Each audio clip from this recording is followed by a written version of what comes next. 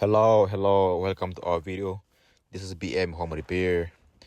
Kama unavyoona hapo, hii hapa ni basement. Tulikuwa tunaikata chumba.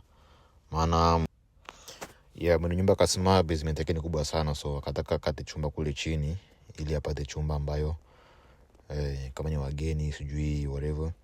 So abinyusu. So tukakata chumba pale, tukatia kila kitu, hizo ma drywall ambazo watu wanatia kwenye maukuta.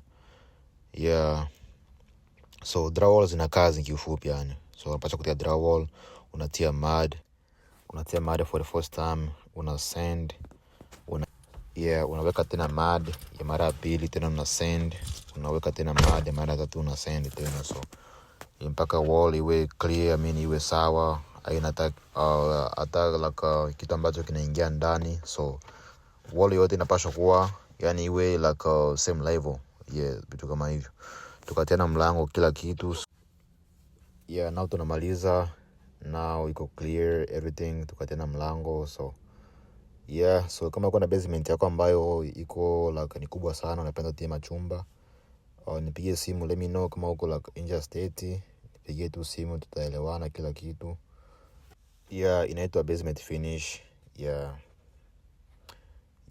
Ciao.